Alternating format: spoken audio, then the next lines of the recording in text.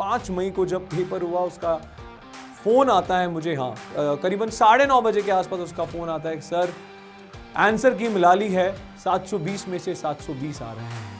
अपने दिन को अगर तुम्हें प्रोडक्टिव बनाना है तो जीवन में S³ में मिनिमम टाइम देना। आज से जो 6 महीने आपके पास बचे हैं उसमें आपको किस तरह से एक्टिविटीज परफॉर्म करनी है, स्पेशली मैं बायो की बात करता हूं तो हमें NCERT रटनी नहीं है। अगर आप हर सब्जेक्ट में ये 30 मिनट निकाल लेंगे तो आपकी बैक यूनिट्स कैसे कवर होंगी मैं आपको समझाता हूं। 1000-1500 से ज्यादा किताबें बदल बदल कर, 100-200 से ज्यादा टीचर्स बदल बदल कर भी अगर आज आप यहां इस वीडियो को देखने आ गए हैं तो ठीक है, मैं ऐसा समझता हूं, होता है, कोई चिंता वाली बात नहीं है। But I want to tell you that कि आप आज एग्जैक्टली सही पोजीशन पर लैंड किए हैं। Yes, you are at the right spot. Hello champions, मैं हूं राहुल जैन। पिछले 13 सालों से नीट एस्पिरेंट्स को उनके ड्रीम मेडिकल कॉलेज दिलाने में मैं अग्रसर हूं, लगा हुआ हूं। तो देखो भाई, अब नीट को बचे हैं 6 महीने, ये बात आपको भी पता है, और दिवाली की छुट्टियां हो चुकी हैं ओवर। कल किसी बच्चे से मैं बात कर रहा था तो वो बोलता है कि सर वो दिवाली की छुट्टियां कैसे भी करके एक्सटेंड करवा दो सर, अब वापस से ना घर से सर वापस से क्लासरूम में आने का मन नहीं कर रहा है सर। बिल्कुल वो सही बोल रहा है, इनफैक्ट मेरा भी मन नहीं कर रहा था कि यार अब वापस से काम पे जाया जाए। पर मैं आपको बताना चाहता हूं कि दिवाली की छुट्टियां तो एक्सटेंड हो सकती हैं पर नीट की डेट एक्सटेंड नहीं होगी। हम चर्चा करते हैं कक्षा में, मैं बोलता हूं बच्चों को कि देखो भाई, नीट को फर्क ही नहीं पड़ता आपके पर्सनल जीवन में क्या चल रहा है। आप बीमार हैं, नीट को फर्क नहीं पड़ता। आपके घर में शादी है, नीट को फर्क नहीं पड़ता। नीट तो अपनी इंटेंसिटी से जो होना है, जैसे होना है, अपने तरीके से होके रहेगा। तो जब उसको फर्क नहीं पड़ता तो फिर आपको भी इन सब चीजों को दरकिनार करके बिल्कुल कंसिस्टेंसी के साथ लगना होगा। और इन अगले 6 महीनों में जो आपको करना है, अगर आपने इस वीडियो को अंत तक देख के एक एक बात को जॉट डाउन करके समझ लिया तो यकीन मानिए, मैं दावे के साथ कहता हूं, you gonna rock the show. और ये मैं ऐसे ही नहीं बोल रहा हूं, ये पिछले काफी सालों से हमने सारी बातें माइन्यूटली एक एक बच्चे पर अप्लाई करी हैं, देखा कि नहीं यार ये सच में रिजल्ट देते हैं। कुछ बच्चे आज भी इस फेज में हैं कि सर मोटिवेशन ही नहीं आ रहा है। अब सिर्फ लास्ट 6 महीने बचे हैं, क्या मैं अभी भी नीट की रेस को पार कर पाऊंगा? क्या मैं नीट की रेस में खड़ा हूं? अपने आप को किसी रेस में देखता हूं? सर 3 महीने का, 2 महीने का सर एक बैकलॉग हो गया किसी सॉर्ट ऑफ रीजन से, जेन्युइन रीजन भी हो सकता है। सर क्या मैं इस बैकलॉग के साथ नीट क्रैक कर पाऊंगा? बच्चों की जेन्युइन बात ऐसी भी होती है कि 12वीं के साथ मैं नीट कैसे मैनेज करूं? अब जो 6 महीने हैं सर, इसमें अगर आपके भी मन में ये सारी बातें आ रही हैं तो प्लीज मुझे लिखकर बताइएगा। आप कमेंट्स में बता सकते हैं कि हाँ सर ये सारी बातें, कुछ बातें अगर और भी हैं, कुछ जेन्युइन बातों पे तो आज हम चर्चा करेंगे ही सही, बिल्कुल लिखकर बताइएगा।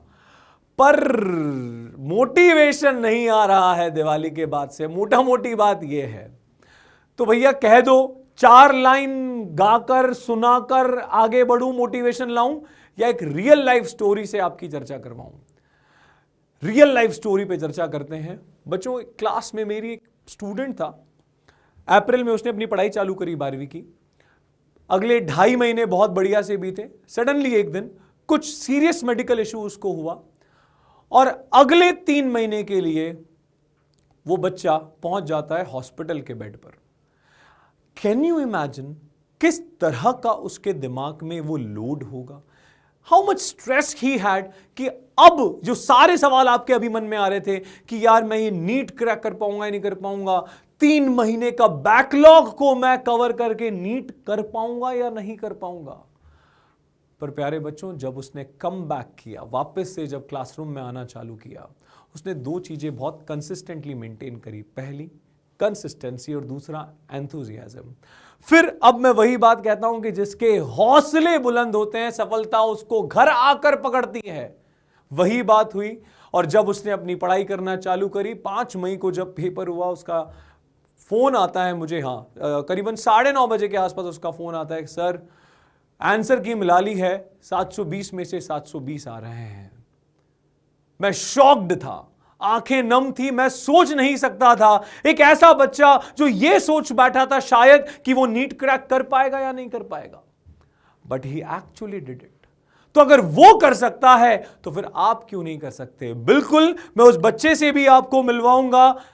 His name is doctor Divyansh Jitendra. Yes, मैं अब डॉक्टर बोलूंगा क्योंकि अब वो एम्स दिल्ली में पढ़ रहा है। आप सोचिए, बस ये भी मैटर नहीं करता कि चलो ठीक है यही बच्चा, मैं आपके लेवल पे आके बात करता हूं। अगर ये कर सकता है ना इतने सीरियस मेडिकल इशू के बाद, तो फिर आपकी जो भी प्रॉब्लम्स है उसको प्लीज छोटा मानिए और लग जाइए अगले 6 महीने की ऐसी नीट की प्रिपरेशन में कि इसका रिजल्ट सिर्फ वो ड्रीम कॉलेज होगा जो आप डिजर्व करते हैं। तो थोड़ा सा रियलिटी चेक भी होना चाहिए।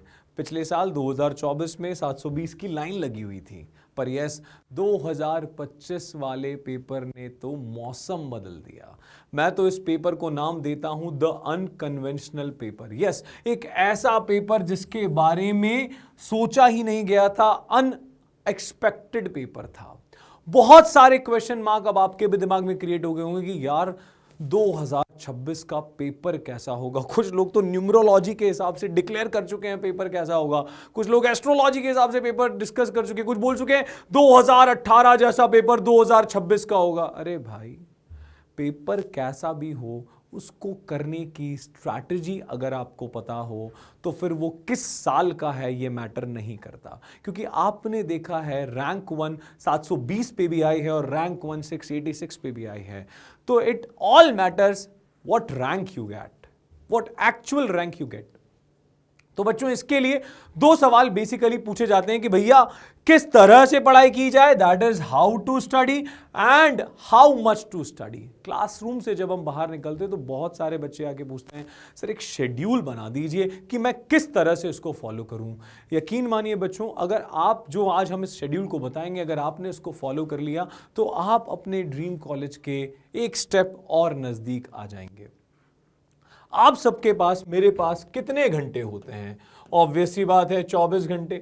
अब इस 24 घंटों को जितना आप इफेक्टिवली यूटिलाइज करेंगे ये आपके लिए फायदेमंद होगा। अगर मैं बात करूं सेल्फ स्टडी की तो कम से कम 5 से 6 घंटों की आपकी सेल्फ स्टडी होनी चाहिए। और अगर टोटल स्टडी टाइम की बात करूं तो 10 से 12 घंटे टोटल स्टडी आवर्स होने चाहिए, जिसमें आप जहां कोचिंग जाते हैं, जिस भी माध्यम से आप पढ़ रहे हैं, मैं वो समय भी इसमें कैलकुलेट कर बैठा हूं। काम की बात, थोड़े दिन पहले, मतलब काफी दिन पहले की बात है, एक रेस्पेक्टेड सर थे, उन्होंने मुझसे एक बात शेयर करी थी कि देखो राहुल, अपने दिन को अगर तुम्हें प्रोडक्टिव बनाना है, ध्यान से सुनिएगा, अपने दिन को अगर तुम्हें प्रोडक्टिव बनाना है तो जीवन में S³ में मिनिमम टाइम देना। S³ बोले तो क्या? तो देखो भाई, पहले मुझे हमारे जमाने में जो S³ था वो था yes shit, shower and shampoo. मतलब हिंदी में समझाना चाहता हूं, जो नित्य कर्म हमारे होते हैं, डेली एक्टिविटीज जो होती हैं, जो करनी बहुत जरूरी है, होनी भी चाहिए, उसमें जितना हो सके कम समय हमें बर्बाद करना है। मैं जनरली देखता रहता हूं बच्चे वॉशरूम्स में 1-1 घंटा स्पेंड करते हैं। बच्चों, ये थोड़ा सा मतलब नीट की दिशा से अलग है। अगर आपको सच में दिशा में, नीट की दिशा में पढ़ाई करनी है तो आपको इस S³ में थोड़ा सा टाइम कम देना होगा। पर क्योंकि जमाना बदल गया है तो हमने भी हमारा S³ बदला है। तो अब जो S³ है, उस S³ में हमने 3 नाम दिए हैं। पहला यस, वो तो सिंपल है, शिट। दूसरा है शावर, पर तीसरा यस, इसको जितना कम करोगे उतना ही ज्यादा फायदा होगा। ध्यान से सुनिएगा, YouTube के जो आप लेक्चर्स देख रहे हैं वो स्टडी आवर्स में काउंट होंगे। सोशल मीडिया, मतलब समझ रहे हैं, वो स्क्रॉलिंग जिसमें पता ही नहीं चलता है कितना टाइम निकल जाता है। अगर कोई मुझसे ओवर एंड ऑल पूछे तो सोशल मीडिया में या टोटल S³ मिलाकर हद से हद बोल रहा हूं बच्चों, मैं 2 से 3 घंटे देने हैं आपको। इससे ज्यादा बात ही नहीं करनी है। अगर आप इससे ज्यादा कर रहे हैं, अगर आपका स्क्रीन टाइम इस सोशल मीडिया वाले, स्क्रॉलिंग वाले में अगर घंटे 2 घंटे तक तो ठीक है, अगर इससे ज्यादा आ रहा है तो यकीन मानिए थोड़ा सा यहां पर एक अटेंडेंस, एक अटेंशन मार्क है, प्लीज इस पे फोकस कीजिएगा। आगे की बात करते हैं। 6 घंटे आपको सोना ही सोना है। मैं तो प्रिस्क्राइब करता हूं 6 घंटे की एक जैसी नींद, कंटिन्यूअस साउंड स्लीप लीजिए। यकीन मानिए आप जो ब्रेक्स में पढ़ते हैं, ब्रेक्स में सोते हैं, उससे ज्यादा बेटर है 6 घंटे की साउंड स्लीप। कोशिश कीजिए 6 घंटे की साउंड स्लीप आप लें। 10 से 12 घंटे की बात मैं आपसे कर ही चुका हूं कि 10 से 12 घंटे आपको पढ़ना ही है। Includes self study. Yes, self study hours भी हमने यहां पर इंक्लूड कर दिए हैं। एक बहुत इंपॉर्टेंट बात मैं आपसे और कहना चाहता हूं, जब आप पढ़ाई कर रहे हैं, ये 6 महीने बहुत क्रूशियल है बच्चों, तो जब अपना डे का प्लान आप कर रहे हैं कि यार आज मैं 2 घंटे ये पढ़ूंगा, 3 घंटे ये पढ़ूंगा, फिर 2 घंटे ये पढ़ूंगा, जब भी आप ऐसा प्लानिंग लें तो हमेशा पढ़ाई स्लॉट्स में करें। एक ब्रेक तो बनता है। स्कूल में भी याद है हर 45 मिनट्स के बाद एक ब्रेक हुआ करता था, कितनी खुशी होती थी, फिर हम सबसे बात करते थे, चिट चैट करते थे। वैसे ही आप भी कोशिश करें कि स्लॉट्स में पढ़ाई करें। 2 घंटे के बाद एक ब्रेक ले लिया, 2.5 घंटे के बाद एक ब्रेक ले लिया। इसको हमने नाम दे दिया एक प्यारा सा, ब्रेक फॉर बेटरमेंट। यस, आप जितने स्लॉट्स में पढ़ाई करेंगे उतना दिमाग आपका नरिश होगा और जो आप पढ़ रहे हैं वो रिटेन कर पाएगा बच्चों दिमाग में। तो yes, BFB, that is break for betterment, आपको लेना ही है। और last but not the least, अगर आपके डेली स्केड्यूल की मैं बात करूं तो 1 घंटा अपने प्रेम को जरूर दीजिएगा। कुछ लोग ब्लश कर रहे हैं कि प्रेम के बारे में बात कर दी सर ने। भैया प्रेम के बारे में, हम उन प्रेम की चीजों के बारे में बात करते हैं, the things what you love to do. अगर आपको दौड़ना पसंद है, दौड़ कराइए। अगर आपको घर पे बात करना पसंद है, बिल्कुल बात कीजिए। मम्मी पापा से बात कीजिए, अपने फ्रेंड से बात कीजिए, अपने जो मन की बातें हैं वो किसी से भी शेयर कीजिए। आपको ड्राइंग करना पसंद है, सॉन्ग्स गाना पसंद है, लिखना पसंद है, सुनना पसंद है, जो कीजिए, पर 1 घंटा जरूर अपने प्रेम के साथ बिताइए, क्योंकि ये भी जो आप कर रहे हैं उसको रिटेन करने में लंबे समय तक आपकी हेल्प करेगा। तो यस, मैं इस पे बिल्कुल एक दिल वाला साइन बना के आगे बढ़ता हूं कि भैया 1 घंटा आपको अपने प्रेम में बिताना ही बिताना है। अगर 2026 फोड़ना है तो अब इस पॉइंट का सबसे लास्ट सेक्शन। यस बच्चों, अगर आपने इस सेक्शन को फॉलो कर लिया तो बल्ले ही बल्ले। मतलब करना क्या है जी? Yes, the formula is ignite. इस इग्नाइट कॉन्सेप्ट को हमने बहुत से बच्चों पे लागू करके देखा और सच में रिजल्ट्स चौंकाने वाले थे।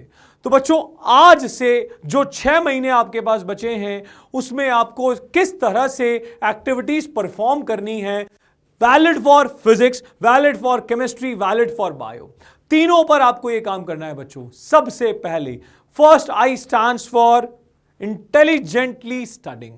आज के बाद आप जो भी पढ़ेंगे बहुत समझदारी से पढ़ेंगे। ऐसा पढ़ेंगे कि यार मुझे अगली बार जब मैं उसको याद करूं या देखूं तो मुझे 1/10 टाइम लगना चाहिए जितना टाइम मुझे पहली बार पढ़ने में लगा था। मतलब आज के बाद आपको इंटेलिजेंटली पढ़ना है, वाई और हाउ करते हुए पढ़ना है कि अच्छा ये ऐसे हुआ, अच्छा ये ऐसे हुआ, इसको ऐसे करना है।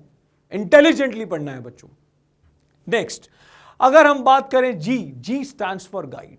गाइड योरसेल्फ बच्चों। कभी अभी ऐसा लगता है कि यार मेरे को ये कॉन्सेप्ट ऑब्वियसली बहुत बार काम आने वाला है किसी चैप्टर में, तो उसका एक निमोनिक बना ले कि यार जब भी ये बात होगी मैं इसको ऐसे यूज कर लूंगा। जैसे अगर हम, मतलब मैं अपनी फिजिक्स की बात करता हूं तो मैंने कैसे निमोनिक्स बना रखे, बहुत सिंपल है। मतलब कि मान लीजिए कि यार एक बार मैग्नेट है। बहुत बार रिलेटिव मोशन के केसेस में सवाल आते हैं कि एक बार मैग्नेट को मूव कराया जाता है एक कॉइल की तरफ और एक ऑब्जर्वर को खड़ा कर दिया जाता है और ऑब्जर्वर से पूछा जाता है कि बताओ भाई इस कॉइल में तुम्हें किस दिशा में करंट देखने को मिलेगा। तो ये हर बार सवाल है। मतलब आप जितनी बार EMI सॉल्व करेंगे हर बार ये सवाल आएगा। आपको तरीका क्या याद करना है? हमने जैसे याद करने का तरीका बताया कि भैया पास जाएगी तो दूर भगाएगा, दूर जाएगी तो पास बुलाएगा। अब ध्यान से सोचिए कि ये जो बार मैग्नेट है, क्या ये इस रिंग के पास जा रही है? बिल्कुल जा रही है। कौन सा पोल लेके जा रही है? North pole. पास जाएगी तो दूर भगाएगा, तो दूर भगाने के लिए इस कॉइल को भी इंड्यूस करना होगा ऐसा pole that is going to become north pole, क्योंकि अपोज करना है, दूर भगाना है। तो दूर भगाने के लिए यहां पर सेम पोलैरिटी रखनी होगी, तभी तो ये रिपेल करेगा। तो ये नॉर्थ और ये साउथ। तो अगर इस ऑब्जर्वर से पूछे हाँ भैया क्या आंसर बा, तो वो बोलेगा भैया एंटी क्लॉकवाइज। बड़ा सिंपल है। ऐसे निमोनिक्स क्रिएट कीजिए बच्चों। Same in with physics, in chemistry and bio as well. वो बायो का तो बड़ा सिंपल नहीं है, mitochondria is called power of the cell, सबको पता है। हाँ, मतलब बेसिकली ऐसे आपको निमोनिक्स क्रिएट करने हैं जो आपको चैप्टर में निरंतर बार काम आ रहे हैं। इससे आपको बहुत हेल्प होगी बच्चों क्वेश्चन को सॉल्व करने में। अगर हम बात करें next, neutralize. Oh my god, this is again the one of the most important. एक लाइन बोलता हूं, ध्यान से सुनना। अगर आपने इन 6 महीनों में लास्ट 10 साल के PYQs, मैं फिर से बोल रहा हूं, लास्ट 10 इयर्स PYQ आपने अगर तरीके से सॉल्व कर लिए, तरीके मतलब कॉन्सेप्चुअली। सर कॉन्सेप्चुअली मतलब रटना नहीं है, आंसर नहीं रटना है, कॉन्सेप्चुअली अगर आपने इसको सॉल्व कर लिया, सिंगल डबल डिजिट में अपनी रैंक ले लीजिएगा।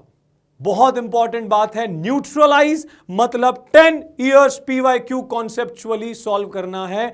बहुत बार ये सारी बातें करके आपको बताई जा रही हैं, इसलिए एक एक पॉइंट इंपॉर्टेंट है प्यारे बच्चों। नेक्स्ट अगर हम बात करें, यस, इंस्पेक्ट। ओहो, ये क्या है भाई? अपने आप को देखो, हर पल देखो कहीं आप कुछ गलतियां तो नहीं कर रहे हैं। अगर गलतियां कर रहे हो और वो गलतियां बार बार रिपीट हो रही हैं, एक कॉपी बनाइए बच्चों, जिसे हम गॉड्स बुक कहते हैं।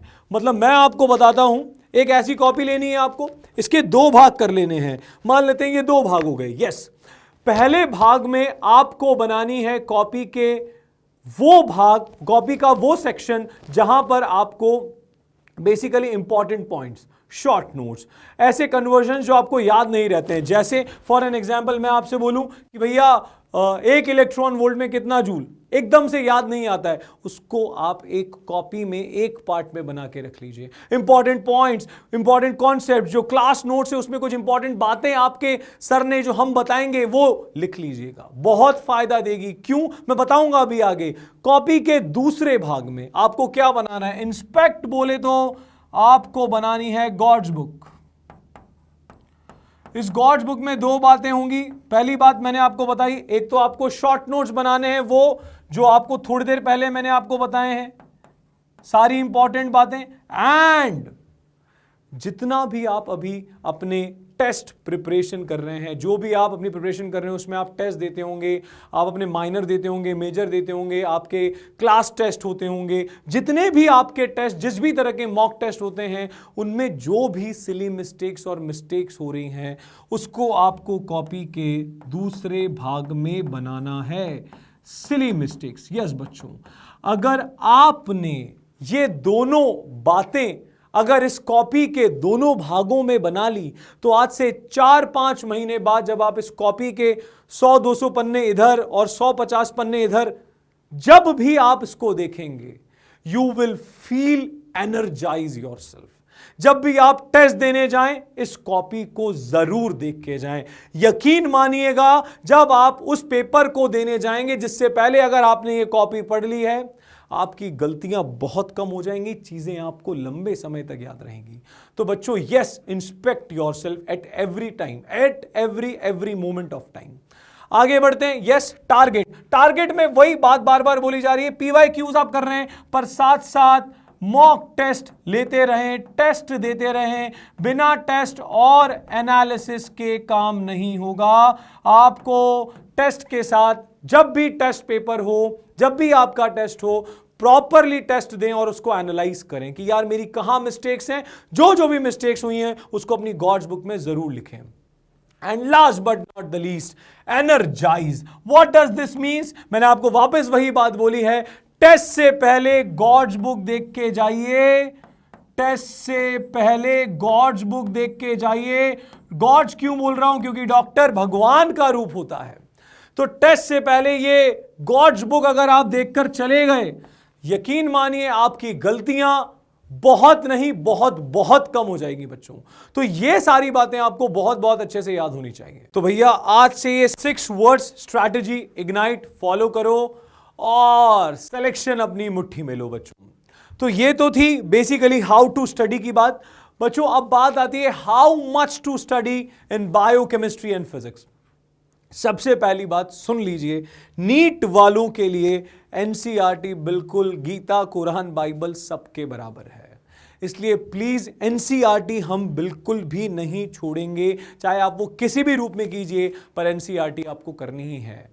स्पेशली मैं बायो की बात करता हूं तो हमें एनसीईआरटी रटनी नहीं है, क्रैमिंग करनी ही नहीं है बच्चों। आज के बाद से अगले 6 महीने आप जो भी एनसीईआरटी पढ़ेंगे, बायो के स्पेसिफिकली जो भी आप टॉपिक पढ़ेंगे, उसमें आप बिना रटे उसको कॉन्सेप्चुअली समझ के और समय से समय उसका रिवीजन करेंगे। यकीन मानिए अगर आपने ऐसा किया, अगर एनसीईआरटी को आपने कॉन्सेप्चुअली वही आपकी वही जो ट्रिक है हाइलाइटर वाली लगा लगा कर अगर आपने उसको बढ़िया से याद कर लिया, रिवाइज कर लिया, तो 360 में से आप जितना मैक्सिमम एफिशिएंटली पास आ पाएंगे उतना आपके लिए फायदा होगा। आगे बढ़ते हैं फॉर केमिस्ट्री। देखो यार, अगर मैं केमिस्ट्री की बात करूं तो मुझे पता है जब मैं पढ़ता था केमिस्ट्री तो मेरे को तो बेसिकली 3-4 बातें समझ में आती थी। पहली यार, एक तो रिएक्शन का नाम मुझे याद हो जाए, उसके बाद उसके रिएक्शन में क्या प्रोडक्ट्स रहेंगे, क्या कुछ एक्सेप्शन है, और फिर last but not the least NCERT की इंपॉर्टेंट लाइंस जो मैं हमेशा छोड़ के जाता था क्योंकि मैं उतना टाइम ध्यान नहीं देता था। तो बच्चों, अगर आप केमिस्ट्री के पॉइंट ऑफ व्यू से देख रहे हैं तो ये 4 बातें आपको बहुत बहुत अच्छे से याद रखनी है। मोस्ट ऑफ द टाइम अगर आपने इन चीजों पे ध्यान दे लिया तो आपकी केमिस्ट्री बहुत शानदार हो जाएगी। देखो भैया, फिजिकल की बात करें तो सवाल वो तो बिल्कुल मैथ्स जैसी है, बिल्कुल सॉल्व ही करना है, बिल्कुल फिजिक्स जैसी है, बिल्कुल सॉल्व ही करना है, तो वो तो सॉल्व करके आएगी सही। पर मोटा अगर हम बात करें, एक ऑन एन एवरेज बात करें, तो ये बातें आपको अगर आप याद रख लेंगे तो काम आसान हो जाएगा। बात करते हैं मेरे प्रेम की, फिजिक्स की। क्लास नोट्स बहुत अच्छे से याद रखने हैं, उसमें से जो इंपॉर्टेंट पॉइंट्स हैं, यस, वो आपको अपनी मैंने गॉड्स बुक जो बताई है उसमें लिख लेने हैं, कन्वर्जन्स आपको उसमें लिख लेने हैं। आप जहां भी पढ़ रहे हैं उसका जो स्टडी मटेरियल है वो आपको बहुत तरीके से लगाना है। कुछ बच्चे लास्ट के एक्सरसाइजेस, पीवाईक्यू, जो टफ लेवल की एक्सरसाइज होती है वो छोड़ देते हैं और बोल देते हैं कि हमारा टॉपिक हो गया। ऐसे नहीं चलेगा। पीवाईक्यूज 10 साल के प्रॉपरली लगाने होंगे कॉन्सेप्चुअल के साथ, कॉन्सेप्चुअल क्लैरिटी के साथ। बच्चों, अगर आप ये कर लेंगे तो यकीन मानिए PCB will be the rock star subjects for all of you. अब बात करते हैं द मोस्ट इंपॉर्टेंट, यस बच्चों, उन बैक यूनिट्स की जो आपके टेस्ट में रेगुलरली पूछी जाती हैं। शुरुआत में तो क्या होता है, कम यूनिट्स होती हैं तो हम आराम से स्कोर कर लेते हैं, पर जैसे जैसे बाय द टाइम बढ़ता जाता है, टॉपिक्स बढ़ते जाते हैं, तो हम थोड़ा सा पैनिक करते हैं कि यार अब मैं इसको कैसे मैनेज करूं। तो बच्चों, बैक यूनिट्स के लिए हम आपके लिए एक लॉजिक लेकर आए हैं, that is the concept of 30 minute hack. बच्चों, आपको इसमें कुछ नहीं करना है, आपको बस दिन भर में 1.5 घंटा आपके स्टडी आवर्स में से ही निकालना है, मैनेज करना है बैक यूनिट्स के लिए। 30 minutes, yes, 30 minutes for each subject. अगर आप हर सब्जेक्ट में ये 30 मिनट्स निकाल लेंगे तो आपकी बैक यूनिट्स कैसे कवर होंगी मैं आपको समझाता हूं। मान लीजिए आपकी अभी तक 5 चैप्टर्स फिजिक्स में कंप्लीट हो चुके हैं, मान लेते हैं फॉर एन एग्जांपल 5 चैप्टर्स आपके फिजिक्स में कंप्लीट हो चुके हैं, बहुत बढ़िया बात है। आप इन 5 चैप्टर्स को, और यस, 6ठा चैप्टर आपकी क्लास में चल रहा है, टेस्ट में 6 के 6 चैप्टर पूछे जाने हैं।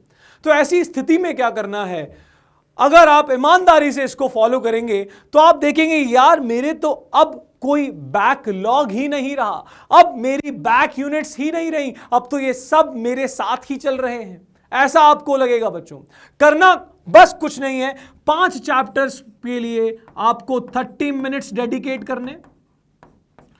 30 मिनट्स, अगर मैं 5 चैप्टर की बात करूं तो फिजिक्स की स्पेसिफिकली अगर मैं बात करूं बच्चों, तो कोशिश कीजिए फिजिक्स में आप 20 क्वेश्चंस, यस बच्चों 20 क्वेश्चंस आप लेकर चले। अब अगर आप 20 क्वेश्चंस लेंगे तो आप इसको कैसे डिवाइड करेंगे, तो 20 questions are going to be divided 4 question, yes 4 question each chapter. अब बस मजेदार बात यह है कि आप डेली उन 5 चैप्टर्स को 4-4 क्वेश्चंस के रूप में, चाहे आप वो एक क्वेश्चन छोड़ के एक क्वेश्चन, एक एक्सरसाइज 1 का कर लीजिए, एक एक्सरसाइज 2 का कर लीजिए, चाहे जैसे वो 4 क्वेश्चन पकड़िए, पर आप धीरे धीरे धीरे देखेंगे कि वो जो आपके बैक यूनिट्स या बैकलॉग की जो चीजें थी वो धीरे धीरे धीरे आपके साथ चलने लगेगी और वो बैक शब्द अब हट जाएगा। तो बच्चों, कोशिश कीजिए इसको फिजिक्स में, केमिस्ट्री में, बायोलॉजी में लगाने की शुरुआत में इनर्शिया होगा। यस, शुरुआत में अजीब लगा कि यार मुझे इग्नाइट भी करना है और मुझे ये भी करना है, पर बोला है ना कि जब वो रैंक चाहिए, वो डिजर्विंग कॉलेज चाहिए, तो बस ये हैक कर लीजिए तरीके से और लिख कर जाइएगा प्लीज कि हां सर ये हम पक्का करके देखेंगे। 1 महीने ही बाद आप अपने आप में चेंजेस देखने लग जाएंगे, ये प्रॉमिस है मेरा। बाकी बातें हम क्लास में करेंगे बच्चों, इस बात को आपको बहुत इंपॉर्टेंटली ध्यान रखना है। और last but not the least, इस बात से इस 2025 से तो यह बात समझ में आ गई कि सिलेक्शन जो है वो सिलेक्शन जो है वो रैंक से होता है, ना कि नंबर से बच्चों। तो आप देखिए 686 पे इस बार 1 रैंक थी, 720 पे पिछली बार ना जाने कितनी रैंक्स थी। तो अब यह मैटर नहीं करता अगर आपके 300 350 नंबर भी आ रहे हैं, कोई चिंता वाली बात नहीं है। आपको जो मैंने मैथडोलॉजी दी है उसको प्लीज फॉलो कर लिए और बाकी सारी बातें हम कक्षा में मिलते हैं। Good luck.